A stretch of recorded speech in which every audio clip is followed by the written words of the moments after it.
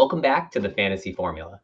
As always, I'm Adam from F1 Fantasy HQ, and I'm joined by Rob from F1 Fantasy Hub. Rob, we survived the summer break. How you feeling?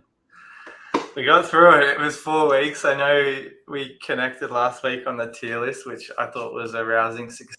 But to be honest, I was very glad to get to the race week, and we're only a few short days away from Zandvoort, so can't wait. Awesome. Let's get right into it. We've got an action-packed agenda for tonight. We're going to review how Rob and I fared in the first half of the season. We'll talk about Spa and our lineups because it's going to set the table really nicely for our Zandvoort preview. As always, we'll get into our FanAmp Picks of the week, and then we'll finish with the all-important lineup choices. Rob, we looked really good in the first half, and there was only 31 points separating you and me, but that's 9,000 players in between us. Things are super tight. Yeah, it's been a pretty good first half of the season for both of us. I think for anyone sitting inside the top 100,000, I think still sitting very pretty. There's a lot of racing still to go. There's a lot of chips for many people that are still to be used, and I think we'll see as the season wears on a lot of lineup dilemmas and a lot of pivotal rank swings when chips are activated. So I think you and I independently are looking pretty good. I mean, I've used my 3 times. I've used my final fix, I believe, but that's it. And which ones have you used again? I've used my 3X and my autopilot. The autopilot didn't get me anywhere. I don't think it will for many people if Max continues to perform at the rate he is. So, I'm really excited. I think with the way the game's shaking out with a lot more team selection dilemmas, which we'll get into shortly, it's going to be a really interesting 10 races remaining. For sure. Let's break into our recap of Spa. We have a lot of action to unpack, starting with Alex Albon having a tremendous week. You took a great chance on him, and it really paid off for you. Yeah, I was really pleased with that. Albon, I was concerned, to be honest, with the wet weather, whether or not the Williams would perform as expected. And don't get me wrong, fantasy-wise, great weekend, a record number of overtakes for this season in one weekend. But I didn't think as far as his performance as a standalone F1 driver in the World Championship standings was concerned was quite as high as I think I went into the weekend with. So I've got a lot of optimism about Alex, maybe not so much in Zandvoort, but certainly in Monza. And I think he's a great hold or great buy for anyone who is interested in him as an asset moving forward. When you think about this surge that Alex has had these last few races, he's scored 8 or more points in all of his last 5.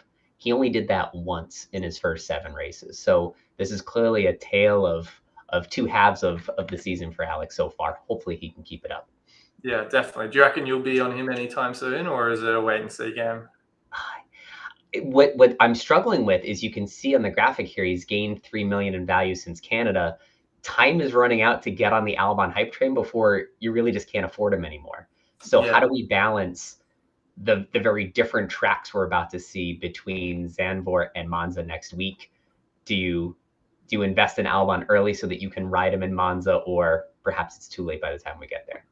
Yeah, good point. I also think as well, he's at 7.9 right now, and I don't think he's plateaued in price just yet, but you don't really see too many drivers kind of in that 7 to 10 category in terms of constructors really go above 8 or 9 million. So I do wonder if his value is going to be pegged or kind of hit a point where it doesn't see the same increases that we've seen the last few races. So just wait and see. If he can extract as much value out of that car as we know he can and at Monza, then sky's the limit for him. For sure. And another driver in a lower constructor car is Guan Yu. If you saw our midseason tiers, we are very high on Joe.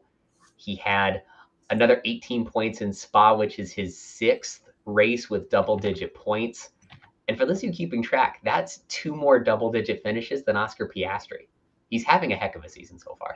He's been unbelievable. I know we do harp on about him a lot as the top budget driver, as the overtake merchant, but he deserves so much credit, not just as a fantasy asset, but as, he's just seen so much marked improvement a year ago on his rookie season. So I really like him as an asset. I'm very tempted to get him back into my team this week, not just because of the performance we saw in Spa. I know it's kind of hard because he has had a checkered last couple of races, -4 in Hungary, 6 in Silverstone. So for me, I'm just very much piling in on the general consistency we've seen from him this season. I'm less concerned about the price rises for Joe, but to be honest, in terms of consistency at that kind of $4, $5, $6 million, he's blowing everyone else out of the water in comparison.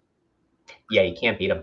If you have 6 million or less in budget, I would go with Joe any day of the week. And that's helpful for new players since F1 launched a second half league, and so some people might be starting with the standard 100 million. I would go with Joe as your number 5 driver for sure. Yeah, easily. I think So that. now, Sorry, I was just going to say it's a nice segue into the Alpines, who haven't really reflected as much consistency the last few races. Obviously, they had a great rebound performance in Spa, but before then they've been plagued with DNFs aplenty, and it isn't quite, I guess, what I was hoping from both Gasly and Ocon. Obviously, DNFs in many respects are out of their control, but it is encouraging to see them come back a little bit after a last few races where they just haven't really proven their worth. That's right. So double DNFs in back-to-back races. Ocon leads all drivers with 3 DNFs. There wasn't a lot to look forward to with these two. And Ocon was 16th in fantasy scoring overall. So really, really tough assets to own. But this rebound in Spa, now this is for both of them, their second best outing of the season. So hopefully this is an upward trajectory for Alpine. Yeah, definitely. It's obviously a little bit discouraging with all that's going on at Alpine. Otmar leaving, a number of other senior figures in that team are also on the way out, if not already. And these two seem to be the only kind of semblance of consistency in this team. And I mean, this is obviously a great sign that they've rebounded in Spa, but the previous 2 races just wasn't really encouraging at all. I think for me, one of the team builds I'm looking at has an option for Gasly, and I'm not suggesting he's the top of my shopping list in that kind of $7 to $9 million price range. But if he is able to string together some encouraging practice performances on Friday, and we do see another weekend that's representative of what we saw in Spa, then I definitely think he's viable when he's on form. But it's just a bit of a mixed bag for these guys at the moment, which makes me a little wary to get in either of them. Yeah, for me, I'm definitely avoiding them in my team for this week, but I think they're one upgrade, maybe 1 or 2 consistent weeks away from being right back in the lineup conversation. Definitely. I mean, I guess it segues nicely again into, I guess, these McLaren guys, because Alpine rebounded last week. McLaren didn't have the most encouraging performance in Spa, and there is some skepticism, I think, around tripling up. I know there are people that still are quite high on them, but where do you kind of see yourself standing with respect to McLaren assets heading into this weekend? I was a little discouraged by their outing in Spa. The McLaren constructor finished dead last with 18 points, so less than Williams, less than Haas. It was a really tough week for them. It was due in part because Piastri had that collision with Sainz on lap 1. He finished in the negative. Lando finished P7, but he was really running out of the points for a good half of that race. So a tough outing for McLaren, but I fully believe they're going to rebound. And there's 2 pieces of evidence that really point me to why I think they're going to. If you look at the telemetry data of the fastest lap from Lando versus Logan Sargent, who finished this race P17, you'll see that on these straights, Sargent was reaching up to 30 kph faster than Norris. After the race, we started hearing some grumblings that McLaren overinvested in a high downforce setup, expecting the rain. We barely got any rain during the race, and Lando's pace really paid for it. And so if Logan Sargent in P17 is going this much faster than Lando, he's definitely not going to be able to overtake, and he's a sitting duck if anybody wants to pass him. So I think that's a very overcomable thing. Yeah, great points. I think it's very hard to ignore the straight line speed of that Williams, and I think that's probably slightly weighted in favor of that team, just because the top speed isn't always going to be achieved on the straights. But it is, I mean, McLaren, it's well documented. They've got a solid car in those corners, and so naturally, I think some of those, or at least from what we saw in Budapest, I think their car is going to respond quite favorably. Zandvoort's got a combination of both. So I'm not too discouraged by the telemetry we can see here on the screen. To be honest, I think the car is overall very strong, and I think that should reflect well in fantasy this weekend. The other reason why I think McLaren overinvested in the rain, and it's something they can easily fix this week, is as soon as the rain fell on lap 18, Lando pitted for softs, dropped to P19. And in the 6 laps that we had wet racing, he went from P19 to P7. And those are the only positions he gained the whole race. As soon as the weather dried back up, didn't gain a single position the rest of the race. So I really think it's just a rain adjustment away from getting things right. Yeah, definitely. I was, while watching the race, I was having a bout of anxiety seeing him running down at the last few positions on the track, and then so overjoyed when he managed to make his way back up into the top 10. So I really hope we don't see quite a swing like that again this weekend. But I think the drier weather, hopefully the wet weather stays away, because that's what it's kind of forecast for Saturday, Sunday. But if it is dry, then I certainly think the McLarens are going to be front and center as we've seen recently. And I think, this dovetails nicely into a review of the track and what some of the tires stuff will look like in just a minute. The last thing I want to cover about this week as a preview too are just some of the overtake histories between 2022 and 2023. When you look at the comparison of the last 2 seasons, the overtake rates are almost identical every single race. So when you look at Zandvoort 2022, there were fewer than 20 overtakes. It spells bad news for our overtake leaders that spend most of their fantasy points from that one statistic. Yeah, the overtakes, as we've talked about before, a lot of those drivers in the budget category very much dependent on that to generate points each week. Tsunoda and Joe, obviously 2 candidates in that case. Interestingly, Tsunoda was one of those drivers last year that sat in the DNF club, as we've got here on the screen. But I don't think we're seeing the same level of inconsistency that we saw from Yuki last year and the year prior that we are this year. He's very much a different driver. He's now the leader of that team, or it certainly was for the first 12, 13 races until Danny's joined. Maybe doesn't quite seem the same way now.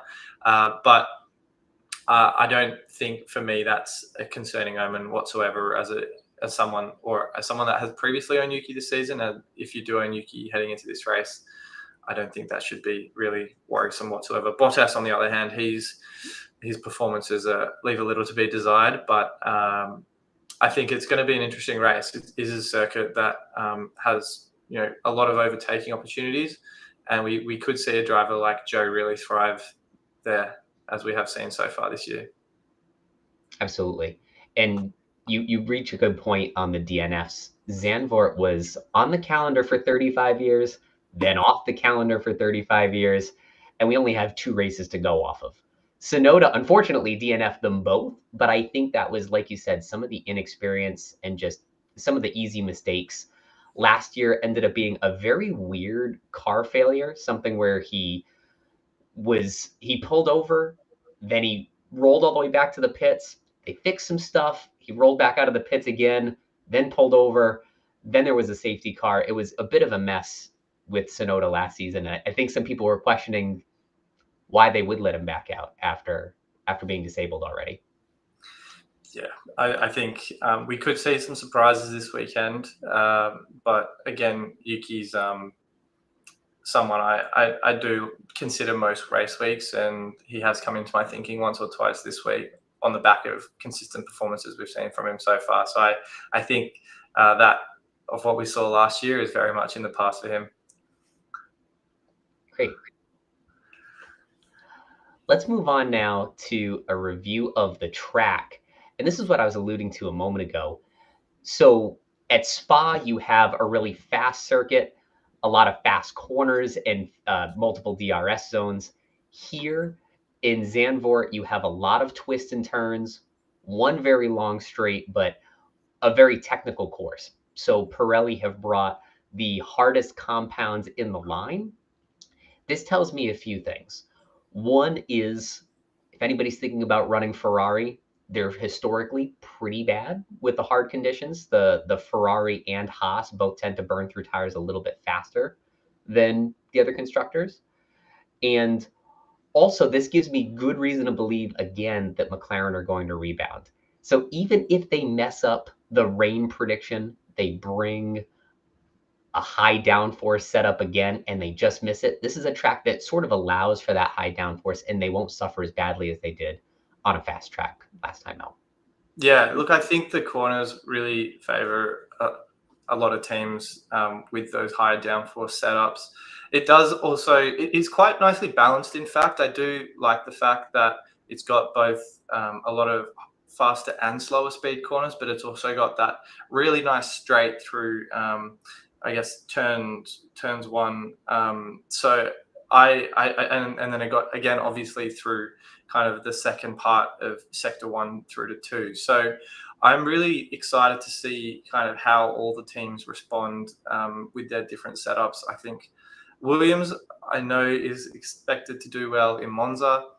I think we could see a few things from them heading into this week as well, and they're, I think, my dark horse.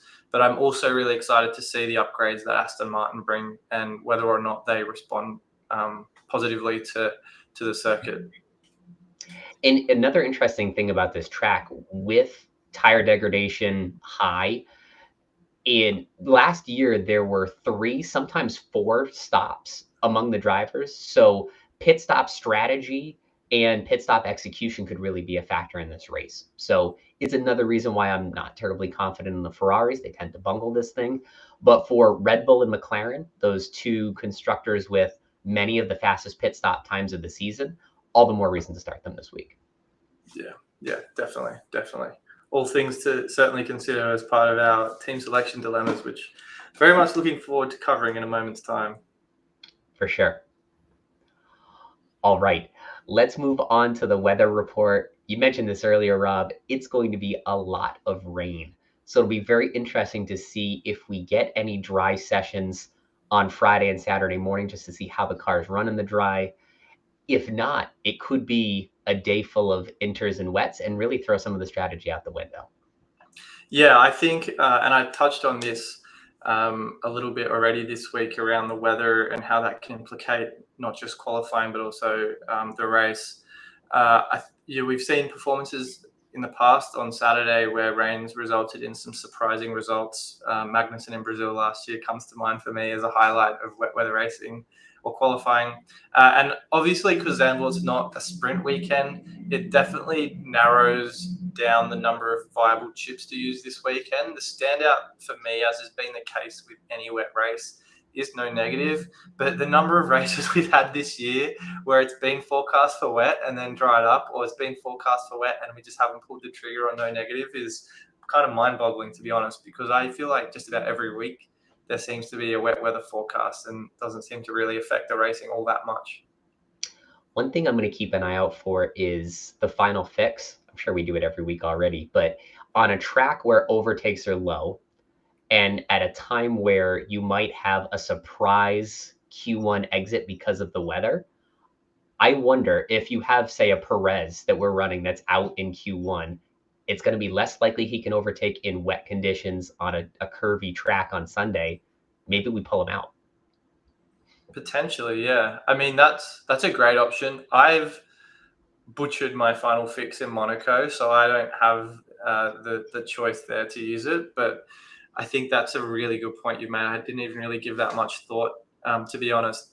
I just wonder, yes, obviously there aren't that many opportunities for overtaking, but still in that Red Bull, I think write Perez off at your own peril as a fantasy asset. He's just delivered fantasy-wise most races when he hasn't been in a DNF type situation. So for me, and we'll get into this again when we go through our teams, I can't really say he'd be one I'd be looking to cut anytime soon, regardless of how he performs in that rocket ship at the moment. But I think, though, to your point, there is going to be, possibly a surprise or two we do see on Saturdays. So for those of you that haven't used your final fix, keep them ready. If I use it, I'll shout it from the mountaintops. Don't worry. Hopefully it's more effective than mine, that's for sure. Let's move on now to the FanAmp Picks of the week. If anyone hasn't signed up for FanAmp yet, you can win some really great prizes each and every week by just answering some really simple prediction questions like the ones you see on the screen here. Rob, the first one is, which of the drivers you see here complete the most laps in qualifying? I think qualifying, it's been an interesting season for all of those drivers in their own right. I definitely think the Alpines are going to bounce back. They had an encouraging rebound, as we talked about earlier, in Spa, and of those 4 teams there are probably the strongest on pace alone. So my bet is going to be Gasly. I'll put him. I think he'll be hungry for a Q3 appearance. So that's where my money is. Just for the sake of disagreeing, I'll say Ocon, but I totally agree with all the points you made. I think this is a rebound weekend for Alpine. At least one driver in the top 12 or so in qualifying, so that should see many laps for them. Yeah, awesome. As far as the overtakes, I mean, you did call out that it is a circuit that doesn't offer too many. So where do you kind of see the coin falling on the number of overtakes for this week on Sunday? I would say probably the second option, 20 to 29. I think it will end up around where 2022 did. I wouldn't be surprised, though, if it were less, depending on the timing of the rain. That could really shunt everything. Yeah, that's kind of where my head's at. If the rain really picks up, I would no doubt expect there'd be 30 plus. So I'm going to put my money on that one for this. Awesome. But I still need to enter my picks on the app. So I'm going to make sure I pencil those in before the deadline, before qualifying. It's part of my hygiene every weekend. So on Saturday morning, I'll wake up, watch FP3, lock in my lineup, and then go to my FanAmp Picks of the week. All over it. That's a routine and a half if I've ever had one. Let's get down to business and talk about our lineups. So this is one of the toughest lineup decisions I've made all year. I'm planning that Aston Martin will do better, and so I'm bringing them back as my constructor, but hedging by running both McLaren drivers. And so if I run 3x Red Bull, 2x McLaren, that leaves me with just enough budget for one guy. It's either Ricciardo or Hulkenberg or Sargent. So I went with Ricciardo. Yeah, I love Danny Rick. I think I'm going to make no secret of that. And the bet is still on that I have to do a shoey if he ends up on the podium this season. So I hope for your sake he has a blinder of a weekend and comes away with a top 3, as unrealistic as that might sound. But I really like your build. The obvious point of difference that we have, at least our draft lineups, is where we've placed our faith in Aston Martin. I have deliberated over which Aston Martin asset I want this week. But for me, I still am not encouraged by Lance Stroll at all. I know him and Alonso have pretty much been punch for punch the last 3 races. I think Lance has had 23 points, Alonso's had 21. But the upgrades, as you've obviously kind of put your eggs in the basket on Aston Martin, is where my head's at too.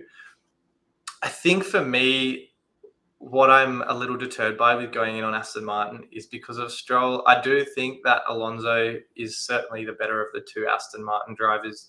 If he can replicate that consistency that we saw earlier in the season. I think he's a surefire driver for 20 plus points. But having that exposure or that risk to Lance Stroll via the constructor is what's disincentivized me from going down that route. But I guess to that point, you've been able to carve out an additional 1.8 to reach to Lando instead of Fernando. I think the major difference is obviously, do you go a Lando and a budget and Aston Martin, or do you go Oscar and Fernando and McLaren with a budget? So what's your take there? Is there a right answer? Luckily for me, your option wasn't even a possible for me, just because my budget is, I think I'm 0.3 or 0.4 behind you, and you used almost all of your budget for that build. So I couldn't agree with you even if I wanted to. Fair But enough.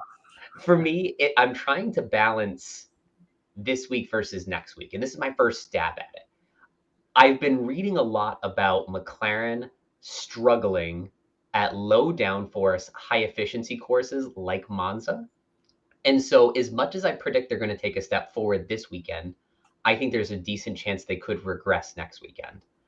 And so, if that happens, I would want Aston Martin there and then use my two subs, maybe Ricardo and Norris, keep Piastri in just to hedge. So, I'm trying to figure out 2 steps ahead so I don't take too much of a penalty on transfers too. Yeah, that's kind of the situation I'm in this week. I have to take a -4 for just about any decent build, the one I've got on the screen included. So I mean, -4 is not the end of the world in this game. We're scoring 250, 300 points a week, and up like -40 of score is so insignificant. It's like 1%, 2%. So I don't really get too deterred by taking a -4. I think if you're taking 3 or 4 penalties, so a -8 or a -12, then maybe that's cause for wildcard. But realistically, the immateriality of that against the potential that I guess a team build that you think can score well can provide is enough of an argument for me to not be too concerned by it. I think to go back to the McLaren constructor, and this is something I've been grappling with a little bit this week, is obviously I don't have Lando. Lando's had 2 driver of the day nominations in Austria and Silverstone, I think it was. And I don't really get that owning the McLaren constructor. The thing is, though, I guess what offsets my build against having Aston Martin as my constructor is that these guys at McLaren, they have, I guess, a much higher potential for fastest pit stop points. Aston Martin certainly have had their fair share of those this season, but McLaren had the 2 fastest pit stops I think it was the last 3. It was Austria and Great Britain. And then I think they had 5 points again in Hungary. So lots of potential there for them to offset any driver of the day nominations for Lando. And I definitely think Oscar's due for a drive where he puts himself in contention for a DOTD. If Alonso's upgrades work, he could throw himself in that conversation too. So that's why I'm leaning towards the McLaren constructor and Oscar as well, because I'm going in on like 3 McLaren assets instead of, I guess, when I say 3, you get McLaren through Lando and Oscar's aggregate scores, as opposed to just 2 going in on the drivers. And I think I'm maybe having a bit of PTSD because when I had Lando, Oscar, and Aston Martin 2 races ago, I didn't have a great race. So clearly I'm just vomiting out my concerns, but that's kind of where my head's at right now.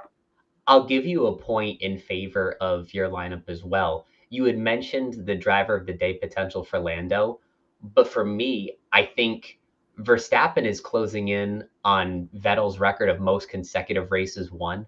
If he wins his 9th consecutive race at home, I think it would be almost malpractice from the fans to not give driver of the day to Max under those circumstances. Even a P2 from Lando, he'd be hard pressed to chase such an impressive feat. So I'd almost discount the possibility of a driver of the day for Lando until a future race. Yeah, definitely.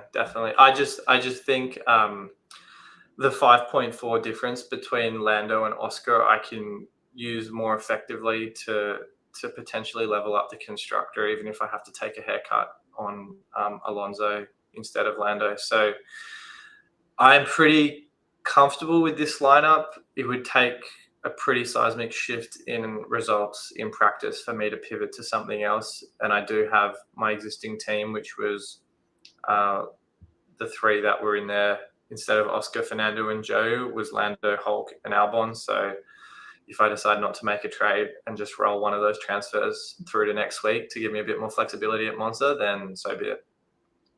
I'm in a very similar position with my previous team. Certainly with Aston Martin, if they show up and they don't look like they can finish in the top 10, I may roll back the lineup from last week, which was Verstappen, Perez, Lando, 2 budget drivers, Red Bull, McLaren.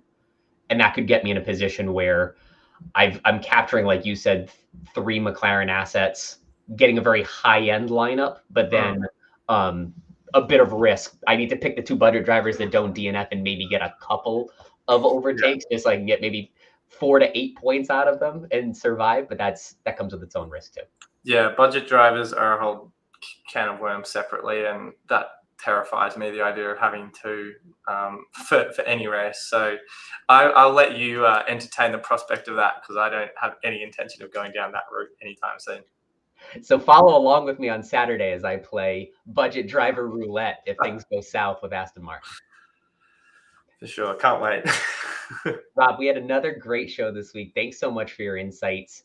For anybody who hasn't catched us yet on FanAmp, download the app, head over to the Fantasy Formula community. Rob and I are active there all week. We can answer your questions about your lineup. If you want to get both of our opinions on the same subject, that's the best place to catch us. And you can interact with all new F1 creators from really across the spectrum of creators. So it's really becoming a great place for us to all hang out. Yeah, I'm really liking it. It's such a community that not just us, but other creators are building over on FanAmp. And I think it's just an exciting time for the sport and for people who want to be as closely involved to these kind of discussions as much as possible. And certainly on those off weeks or off month we've just had, like, that's a great way to stay engaged with other people who have similar interests. And stay tuned to the Fantasy Formula. We have some great giveaways for this half of the season, all new content. Rob has rolled out all new interfaces for his solo content. So we have a lot of great material to bring you for the second half of the season. That's all for now. Good luck this week, everybody. We'll catch you next week. Thanks, guys.